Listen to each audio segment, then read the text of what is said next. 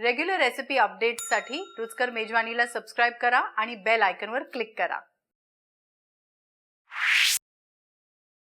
नमस्कार, रुचकर मेजवानी विथ स्मितामध्ये तुमचं स्वागत आहे।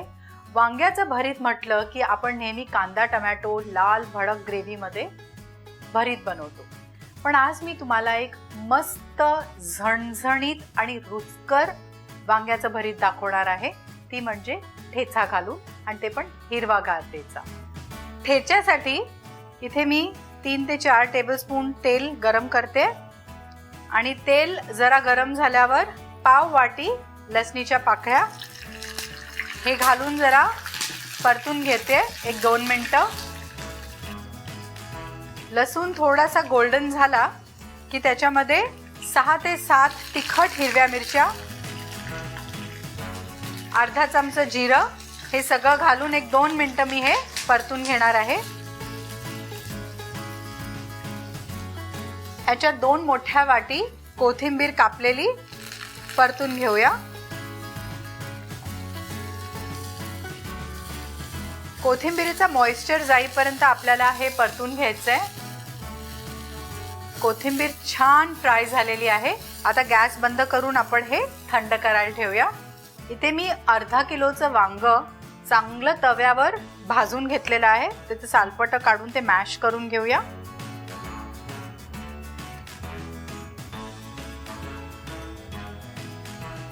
हे वांग गरम असतानाही सोलायची काही गरज नाहीये, थंड झाल्यावरही सोलू शकता, पण आज आम्हाला थोडीशी घाई आहे।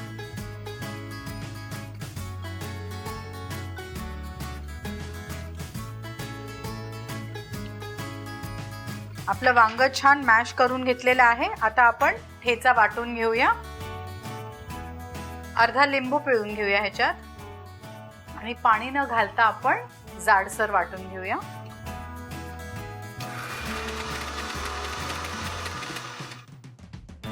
आपला ठेचाही तयार आहे। आता आपण फोडणी घालून घेऊया। फोडणीसाठी मी 2 टेबलस्पून तेल गरम करून घेते, आणि तेल गरम झाल्यावर त्याच्यात 2 मीडियम साइजचे कांदे बारीक चिरलेले त्याच्यात थोडेसे गुलाबी आणि सॉफ्ट होईपर्यंत परतून घेणार आहे।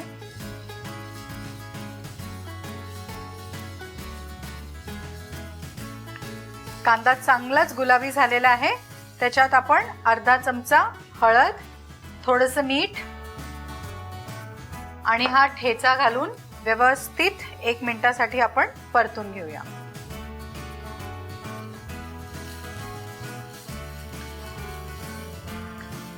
हे चांगलं परतलेलं आहे। आता ह्याच्यात आपण आपला मॅश्ड वांग घालून व्यवस्थित परतून घेऊया। 2 मिनिटं चांगलं परतून घेतल्यावर ठेचा घालून वांग्याचं भरीत आपलं तयार होणार आहे। आपलं हे झणझणीत वांग्याचं भरीत ठेचा घालून जो बनलेला आहे तो भाकरी बरोबर अप्रतिम लागतो। त्याच्याबरोबर लसणीची चटणीही छान लागते। तर तुम्ही हे नक्की ट्राय करा आणि मला कळवा। अशा झणझणीत रेसिपीजसाठी रुचकर मेजवानीला सबस्क्राइब करा।